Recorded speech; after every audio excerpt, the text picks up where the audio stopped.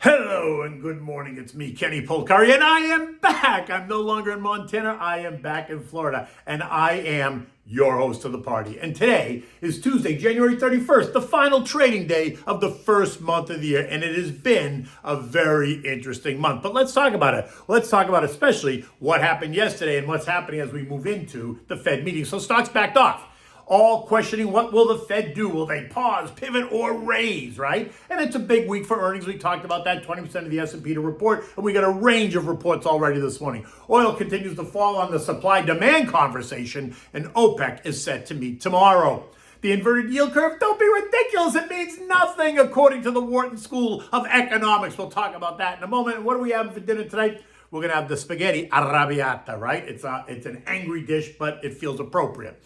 So look, the upcoming Fed, ECB, and Bank of England central bank meetings this week are causing heartburn and agita for investors and the markets. Something we have been concerned about and something we've been talking about for weeks. Investors who have taken the markets higher all during the month of January are suddenly growing cautious as the week began. All right, they sent stocks lower on Monday and lower again in what appears to be more weakness this morning on Tuesday, right? At the closing bell yesterday, the Dow lost 260 points or 0.8%. The S&P lost 52 points or 1.3%. The Nasdaq down 230 points or 2%. The Russell gave up 25 points or 1.3%, while the transports choked, giving up 325 points or 2.25%. And it appears that weakness is spilling over to today. Right, at 5:30 this morning, U.S. futures were once again pointing to a lower opening, off around 0.3% to 0.5%. They've recovered a little bit, but they're still down at 7:30. Now, to be sure, it is more than just the central bank meetings. It's the weakening macro data. It's the mixed earnings. It's the stubborn inflation. It's all the hawkish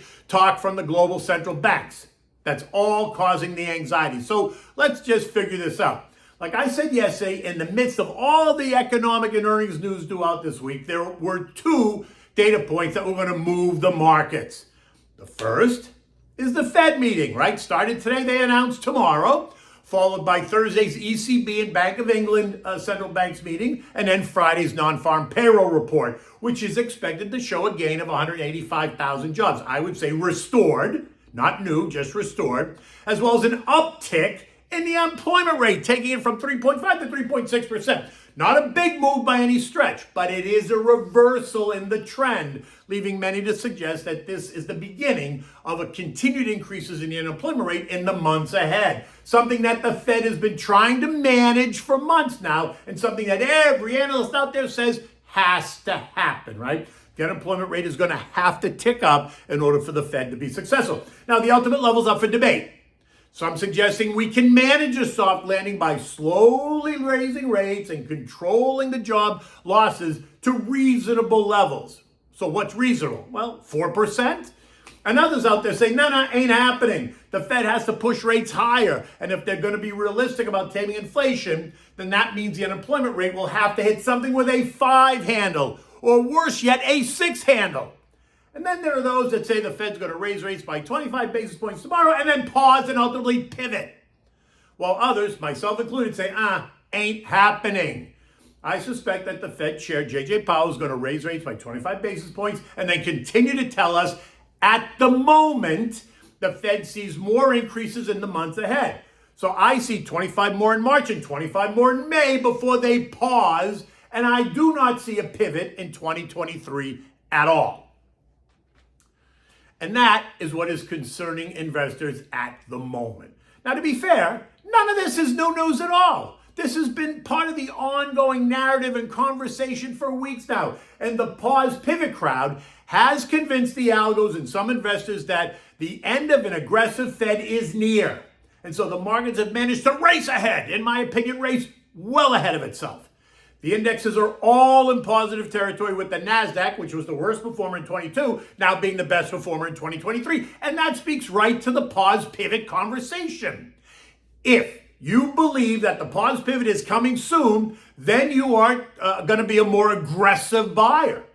If you believe that the pause is coming, but there is no pivot, then you are going to be more of a patient buyer or investor. Maybe trimming positions on some strength, maybe, while buying and adding to positions on weakness. right? Not being an aggressive buyer. And so that's how the market goes. In the end, we will likely see JJ reemphasize and reiterate the idea that while inflation is trending lower, they are not done yet. Rates need to get to 5%, to 5.25% at the least before they consider pausing. The majority of the Fed members have told us this in no uncertain terms, while a minority of those members are calling for even higher rates, 5.25%, 5.5%. And that means, at the very least, rates need to go up 75 basis points more before there can be any pause at all. So do the math. Consider how we get there. We can do one 75 basis point move. That's not happening. We can do 150 and 125 basis point move. Not happening. Or we can do three smaller 25 basis point hikes, which I think is happening. And why? Because three smaller moves does give him the ability to change the narrative in March if the economic data points confirm further, quicker weakness in the model. So you got to think CPI, PPI, PCEs all declining at a quicker pace while unemployment increases at a quicker pace than is currently expected.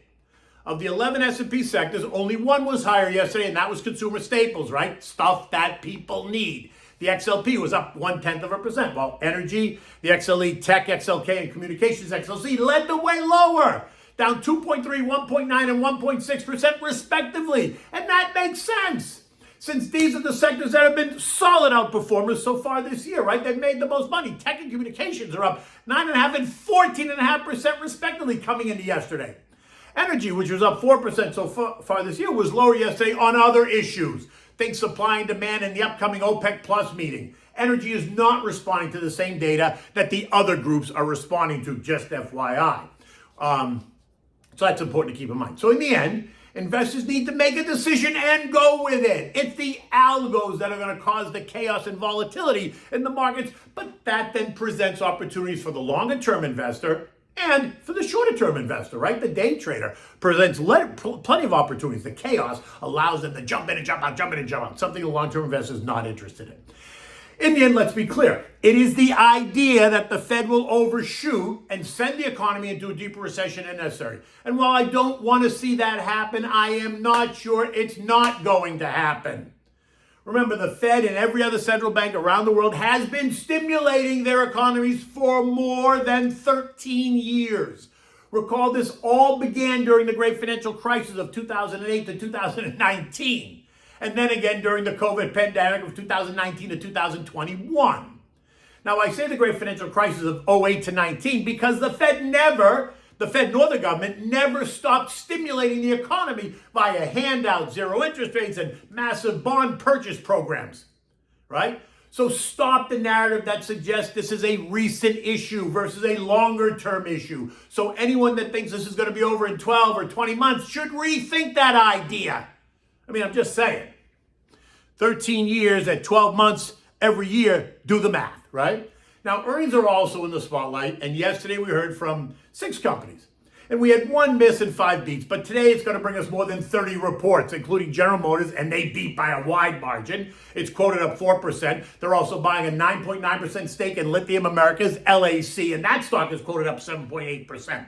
ExxonMobil, also a significant beat, revs up more than expected too, but not as much as analysts have expected. Think Chevron-style reaction, and traders are taking that down by 3%. It's ridiculous. It's ExxonMobil, right?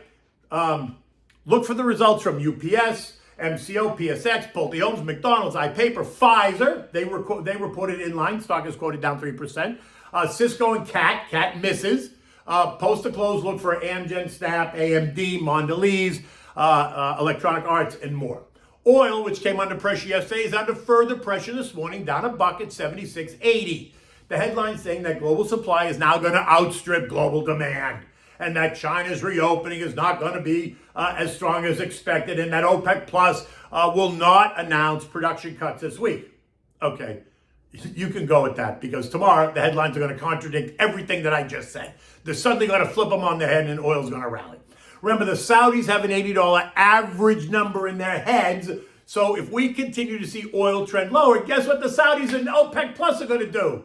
They're going to start making some noise and threaten to control the supply side of the equation by cutting production, We have now pierced the trend line support at 77.72 and could see the latest move. This move take us down to the 75-ish range before it stabilizes. In the end, I'm a buyer of energy on weakness because I see higher prices in 2023 as we move through the rest of the year. Recall that street estimates suggest that the average price of a barrel of oil is going to be anywhere between $89 and $95 a barrel, which means they have to trade substantially higher to bring that average up. Gold fell yesterday along with stocks as investors suggest that the Fed's going to remain aggressive. Remember, part of the rally in gold was because the Fed was supposed to be more dovish. But that does not appear to be the case. So trader types hit the sell button and lock in some profits after its move higher in January. I continue to like gold and would use weakness as an opportunity and expect that when the pause comes, gold will resume its climb higher. But until then, just be patient and cautious with it. Don't go, spending everything in one day. Treasuries remain inverted, so there's nothing new to add here other than the idea that some academic, Marshall Bloom of Wharton fame, is trying to tell us that an inverted yield curve does not suggest necessarily that a recession is coming. Never mind that every recession we've had since the beginning of time has been preceded by an inverted yield curve. But this time, he is convinced that he sees something that the rest of us don't. Okay, good luck with that. But I guess he is a Wharton professor, so you can't, God forbid you should question anything they say at Wharton, capiche? Okay, like I said, U.S. futures remain weaker still, right? At 7 o'clock this morning, futures still suggest a lower open, although not as dramatic as it was when I started writing this note, right, at 4:30 this morning. Earnings are trying to change the focus, but it is what it is, and the Fed is going to announce tomorrow.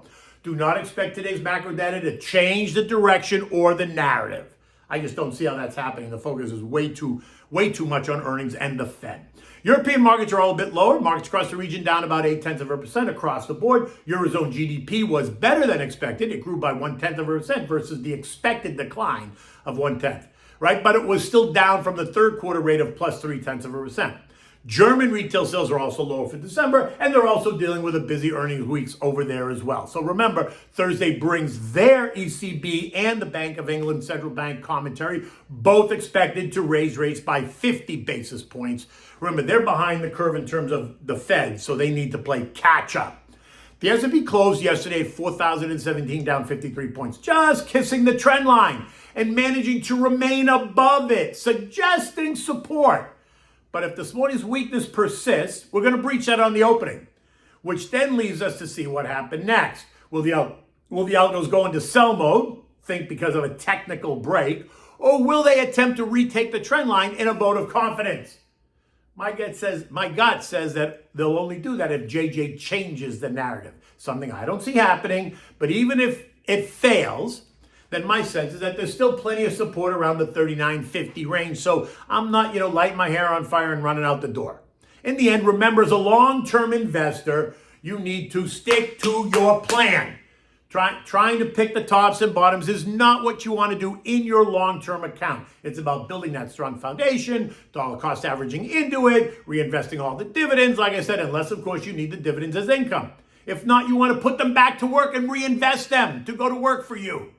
Don't be afraid to buy names on weakness, as long as the weakness is not a fundamental shift in the sector or the individual stock, right? Because if it's a fundamental shift, then it's a different conversation.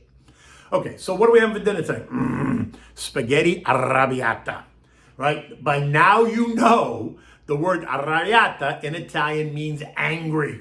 And how appropriate is that for today and for other days? Because I really like this sauce, so you can have this more than just once a year.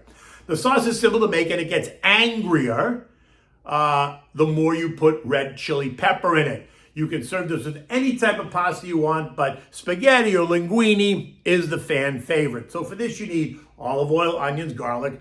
You need red wine, sugar, crushed red pepper, or chili peppers if you want hot. You need lemon juice, oregano, salt, and pepper, crushed tomatoes, tomato paste, and some chopped parsley. You want to bring a pot of salted water to a rolling boil, put that on the back burner, just so that when you need it, it's ready to go. You're not wasting another 10 or 12 minutes trying to get the water to boil. Now, in a large pot or a deep saute pan, on medium-high heat, you want to put in the olive oil and the garlic, saute it a bit, don't burn it. Now add the sliced onions, saute that until they're nice and soft, 5 to 8 minutes. Next, add in a half a cup of red wine, your favorite, whatever you want.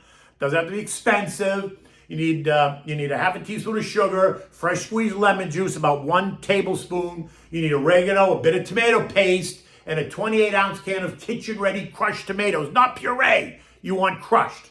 You need crushed red pepper or crushed red chili pepper if you prefer. You want to bring that all to a boil, then reduce to simmer and let it cook for 15 to 20 minutes on simmer.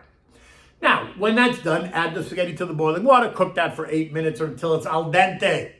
You don't want mushy pasta. Then you want to strain it. You want to always reserve that mug full of pasta water. Return the pasta to the pot and add back about 1/4 cup of the pasta water just to remoisten it.